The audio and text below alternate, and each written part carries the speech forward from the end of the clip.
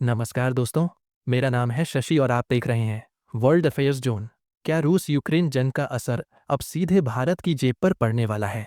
क्या नाटो और अमेरिका की धमकियों से भारत की अर्थव्यवस्था खतरे में है? और क्या आने वाले दिनों में पेट्रोल डीजल की कीमतें आसमान छूने वाली हैं? क्या अब भारत को अपना स्टैंड क्लियर कर देना चाहिए?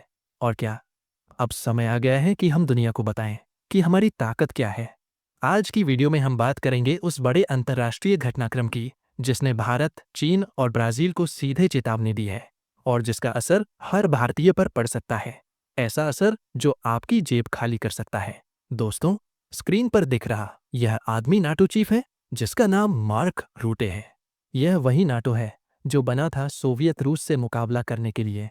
यह वही नाटो है जिसको अमेरिका ने पाला है और अब इसका इस्तेमाल भारत, चीन और ब्राजील के खिलाफ कर रहा है। हाल ही में नाटो चीफ का बयान आया है जिसमें उसने कहा है कि अगर भारत, चीन और ब्राजील ने रूस से तेल और गैस खरीदना बंद नहीं किया तो 100% सेकेंडरी सैंक्शंस लगेंगी।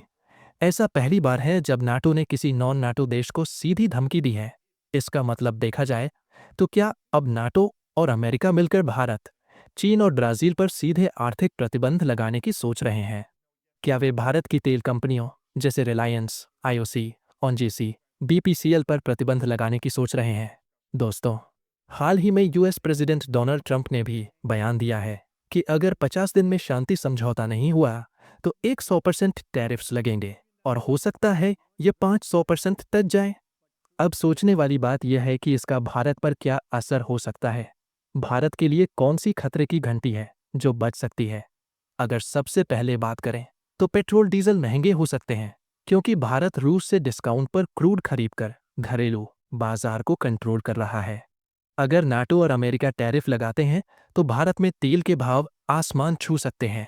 मार्केट में तेल की सप्लाई घट सकती है जिससे महंगाई और बढ़ेगी। साथ ही भारतीय रिफाइनिंग कंपनियां रिलायंस, आईओसी, ओनजीसी, बीपीसीएल पर इंटरनेशनल ट्रेड में दबाव बढ़ेगा जिसके कारण डॉलर की डिमांड बढ़ने लगेगी और भारतीय रुपया जो पहले से ही कमजोर हो रखा है वो और भी बुरी तरह से गिर सकता है। दोस्तों, अब क्या भारत झुकेगा या फिर डटेगा? भारत के पास कौन कौन से ऑप्शन मौजूद हैं, आइए जानते हैं। अगर अभी देखा जाए तो भारत के पास 3 पॉसिबल ऑप्शंस हैं। Option 1, diversification. इसका मतलब भारत अपने क्रूड सप्लाई को रूस के अलावा और देशों से बढ़ा सकता है, जैसे वे सऊदी अरेबिया, यूएसए से, जिससे भारत तेल के लिए रूस पर निर्भर ना रहे। लेकिन सोचने वाली बात यह है कि क्या ये सभी देश उस कीमत पर भारत को तेल देंगे जिस कीमत पर रूस हमें तेल दे रहा था? अब ऑप्शन 2 की बात करें तो वो है करेंसी स्वैप डील्स। जैसे अभी रशिया के साथ रूपी रबल ट्रेड हुआ है, वैसे ही चाइना या यूएसए लोकल करेंसी ट्रेड कर सकता है जिससे डॉलर आधारित सैंक्शंस का असर कम हो और हम अपने भारतीय रुपया को और मजबूत कर सकेंगे जिससे हमारी डॉलर पर निर्भरता कम हो जाएगी। वहीं बात करें अब ऑप्शन 3 की, जो है strategic alliance and diplomatic talks. Bharat quad और ब्रिक्स दोनों का हिस्सा है। एक तरफ अमेरिका से डिप्लोमेटिक बात करके रिलेशन बैलेंस करना और दूसरी तरफ रूस से एनर्जी ट्रेड जारी रखना ताकि भारत की जनता को महंगाई का झटका न लगे। हमें दुनिया को समझाना होगा कि हमारी ज़रूरतें ज़्यादा है और अगर हम रूस से तेल नहीं खरीदेंगे तो दुनिया में तेल के भाव बढ़ सकते हैं जिससे दुनिया में इन्फ्लेशन बढ़ेगा। अब आखिर में जान लेते हैं कि क्या ये भारत के लिए एक चैलेंज है या मौका। हमें इससे कैसे निकलना चाहिए, हमें क्या करना चाहिए? दोस्तों, अगर भारत स्मार्ट डिप्लोमेसी और ट्रेड पॉलिसी से काम ले तो ये मौका है भारत को एक रिस्पॉन्सिबल ग्लोबल पावर के रूप में दिखाने का। लेकिन अगर दबाव में आकर गलत निर्णय लिए तो इसका सीधा असर हर आम आदमी की जेब पर पड़ेगा।